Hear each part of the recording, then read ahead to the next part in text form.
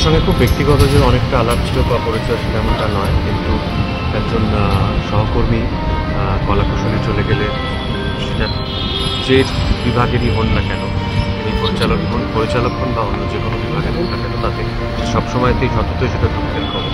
এবং চলে যাওয়ার বয়স যদি তার না হয়ে থাকে তাহলে আরও সেটা দুঃখের খবর।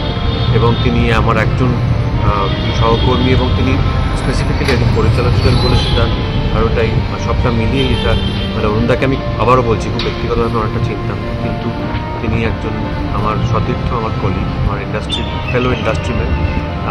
তার এই অকস্মাৎ চলে যাওয়াটা সত্যি সত্যি অত্যন্ত বেদনাদায়ক। এবং আমার মনে হয় অরুণদা যেমন যেটুকু পেরেছেন তিনি খুব ব্যতিক্রমীভাবে কাজ করার চেষ্টা করেছেন, ছবি বানাবার চেষ্টা করেছেন, সেটা 11ই হোক, সেটা বিনয় বাদল দীনেশ হোক, বা সেটা জোলাই হোক, বা সেটা বাঘাযতীন হোক। এবং খুবই খুবই খুবই দুর্ভাগ্যজনক। আমি ওনার অসুস্থতার কথাটা জানতাম, শুনেছিলাম, সেটা যে এতটা অ্যাডভান্স স্টেজে পৌঁছে গেছে সেটা সম্বন্ধে সত্যি ধারণা ছিল না। যারা তার পাশে এসে দাঁড়াবার চেষ্টা করেছেন তার অন্তিম সময়তে, যেরকম আমি জানি দেব অনেকটা করার চেষ্টা করেছে, আমি জানি কিঞ্জল অনেকটা দৌড়দৌড়ি করেছে, সকলকে ধন্যবাদ। এবং তারা সত্যি সত্যি অত্যন্ত বড় মানবিকতার পরিচয় রেখেছে। আর আমরা সকলে আজকে এখানে জড়ো হওয়ার চেষ্টা করেছি তাকে শেষ শ্রদ্ধা করতে।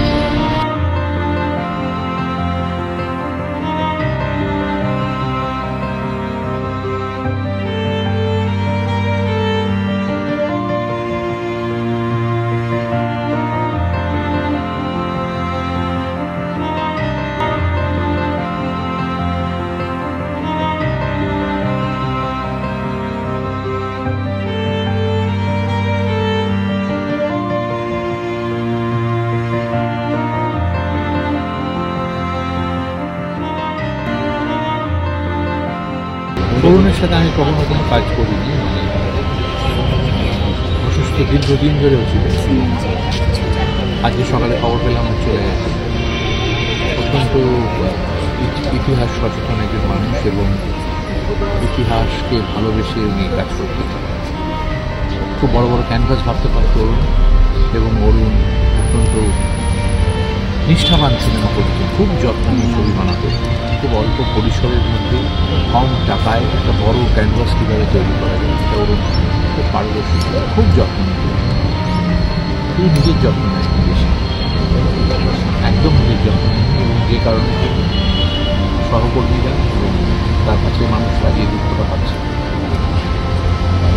ওর কাছ থেকে এরকম বিশেষ করে নতুনরা যদি কীভাবে অল্প টাকায় বড় ক্যানভাস তৈরি করতে হয়, ভাবনা কীরকম হওয়া উচিত, ইতিহাস কীভাবে আমাদের ছবিতে নিয়ে আসতে চায় একটা সময় দিয়ে, সেটা যেমন শিখলেন তেমনি ওর কাছ থেকে এইটাও শেখা খুব জরুরি যে জীবনযাপন অনেক সুন্দর ভালো করে করতে না পারলে তোমার ক্রাফট একসময় মানুষকে বঞ্চিত করবে, তুমি আর থাকতে পারবে।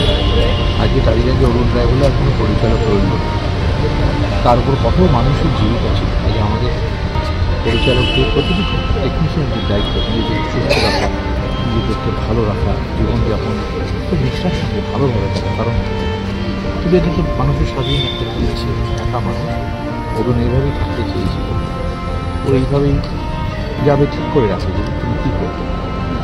আমাদের দুঃখ পাওয়ার অধিকার আছে, ওর অধিকার আছে এইভাবে থাকার। তবে যেখানেই যাক পরকাল অরুণ যদি আমাদের কাছে পৌঁছে পায়, ওখানে যেন একটু বেঁচে যেতে থাকে, কম কষ্ট পায়। আমরা সবাই মিস করবো, কিন্তু ও না থাক, ওর এই ছবিগুলো চিরকাল চলে যাবে।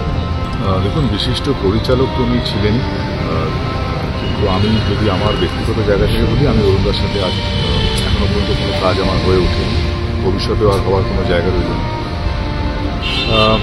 অরুণদার সাথে আমার সম্পর্কটা একটু মানে ঘরোয়া ছিল, তো সেই জায়গা থেকে এরকম উনি একজন মানুষের, এরকম একজন ডিরেক্টরের চলে যাওয়াটা বাংলা ইন্ডাস্ট্রির জন্য সত্যি একটা ক্ষতির জায়গা।